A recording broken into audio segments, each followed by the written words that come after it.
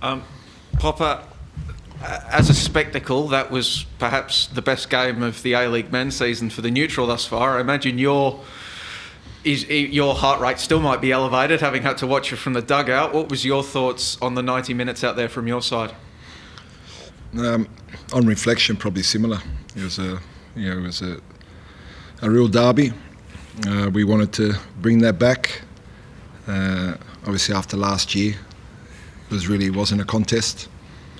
But we made it a contest today, and we brought the passion back on the field, and obviously the fans as well felt that Melbourne Victory was back today and competed well.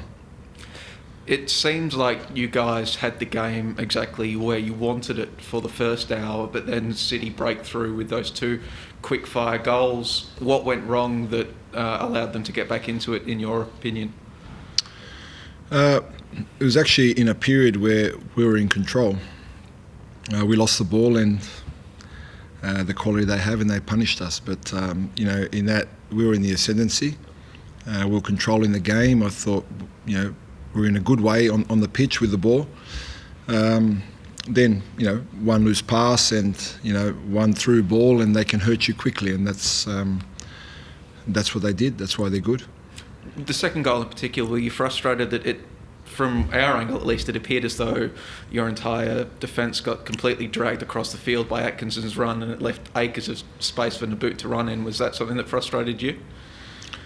Look, it was two goals in quick succession. Maybe the players were still getting over the equaliser, especially considering we were on top.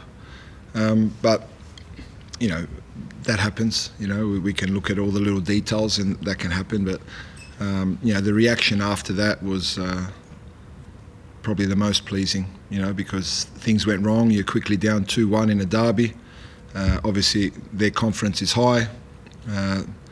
They're full of belief again, and we found a way to come back, and in the end, could have even won it.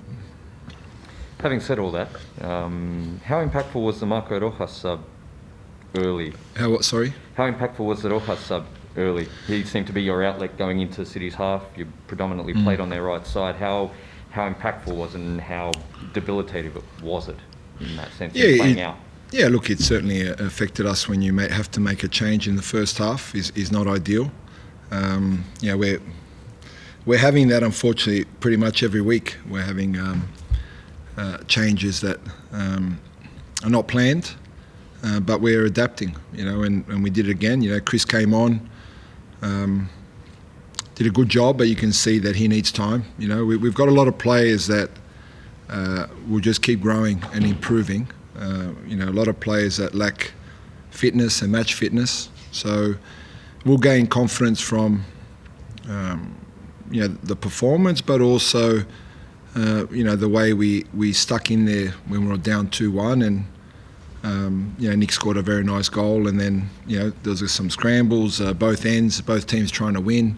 Their keeper made some great saves, and we showed some amazing desperation there right at the end. When you see, pretty much the whole team was in the box trying to defend the goal. So it was pleasing, very pleasing. So overall, it's a good point, a good spectacle for the game, and I'm glad that we played our part. I mean, last year, obviously, when Victory would go behind, there were moments where they dropped their heads, they weren't able to get back into games, but twice now, 2 weeks in a row, you've been able to, when you've conceded, you've been able to get back into the game, whether it be an equaliser or today going behind and then almost pinching the win. I guess, how good is it to see that resolve and everything, being able to fight your way back even after going behind? Yeah, it just shows the improvement of the team. We're improving, we're growing, we're adapting, certainly adapting to the problems that we're having on the field. And the players that came on once again made a great impact. Nick and Robbie, looked really dangerous when they came on. Young Nishan in a big derby to have to come on. Chris got some minutes, some valuable minutes that he needs. Definitely pleased with the reaction, and would have been disappointed if we didn't get something from the game. And if we won the game, I wouldn't have been surprised. Just on those things you've mentioned in terms of match fitness, players still getting minutes, all these different things, players gelling, does it feel like there's still so much more, I guess, to come from this team, like despite these really pleasing results early? I've maintained that since the first game. If you recall, every press conference I've said this team can and will get better. I think it's factual. You know, players that haven't trained, haven't played, came late and missed pre-season, of course they can get better. But we're picking up points as we're evolving as a team, and we're showing an amazing attitude and resilience, which is positive for us moving forward. So I think in time we'll be a better team, and we need individuals to keep growing, and hopefully we can have a little bit more luck with some injuries. But that's all part of the process, unfortunately. But tonight we're happy with the performance and happy to get a point in the end. Just on Marco, how worried are you about it? What's the severity of the injury? Because he didn't look happy straight away, obviously. Yeah, he got a innocuous, well, it wasn't even a challenge at training the day before. He fell awkwardly and we thought it was just a knock. Maybe that's still bothering him. But we don't think it's anything serious, but obviously it was impeding his movement, and if it's impacting the player, then we had to respect him wanting to come off, and we had to make the change. So not ideal, but we're confident it's nothing serious. Is it like a knee or ankle, or what was the situation? Yeah, it's more of a knock, I believe, around the knee. I don't know exactly what it is. We'll check it all again tomorrow when he cools down and comes in for recovery. So hopefully it's not much, and he can keep getting minutes and keep getting better. Just on the first goal, that sort of got overshadowed, training ground run, or just a bit of quick thinking from Jake Brimmer? That's just Jakey with his instinctive, it just shows his maturity, how much he's maturing as a young player. He did that on his own. I don't want to take any credit for that. That's just the kid doing a great job, and obviously, Francesco being alive to the possibility, and a nice finish. Oscar Rutherford asked it of PK, and I'd like to get your opinion on it as well. Do you think the helter-skelter nature of the game towards the end there, both sides, back and forth, did the live crowd and the derby atmosphere play into that? Do we get that sort of finish if we don't have 20+ thousand fans screaming their lungs out? Well, it obviously helps, doesn't it? It obviously helps, and we saw in the last 18 months, without crowds all over the world, how the games were very different. The tempo of the games are very slow. As soon as the crowds are back, the intensity goes up, the aggression, the ball speed. I think that's just natural that happens. So, bring more. We want these type of games, and we want the crowds to keep growing, and hopefully after tonight they'll want to see more of that live. And I don't suppose the referees told you what Jamie McLaren's red card for was at the end, because PK didn't know, or we don't know. Oh, I don't know about that. Yeah, it's maybe one for them to ask. There was a challenge in the first half that went to VAR, the Metcalf challenge on Brillante. What was your view on that one?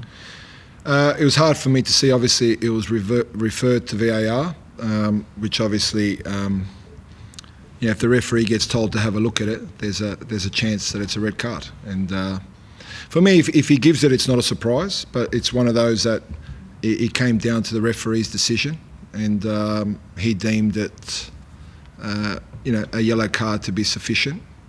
But had he given a red, I don't think anyone in here would say that it wasn't worthy of that. Looking ahead to future games against Melbourne City, initially you seemed to allow Aidan O'Neill more space than his teammates. How do you adjust to the fullbacks coming in as a result of that? We didn't allow more space for O'Neill. We didn't allow. There was no plan to do that. Well, Brimmer was higher. They had, you had your sixers basically following Berenguer and also Metcalf's. So it kind of allowed O'Neill more space as a consequence. Do you feel you have to compact as a result of that, or?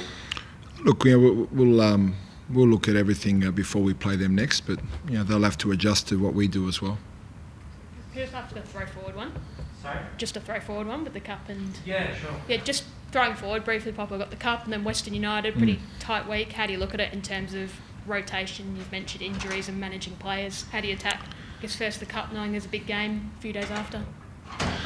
Yeah, that's players always say they love playing games, and so we have an opportunity to. We're still in the cup, and it'll be a chance. I'm sure some young players will have to play, whether by choice or not. Some players won't be able to back up midweek, and then we have another great game against West United. So if you're anyone at Melbourne Victory as a footballer right now, it's something to look forward to. That there's another big game coming up here on Boxing Day, and against an opponent that's doing very well. Sweet, thank you guys. Thank you.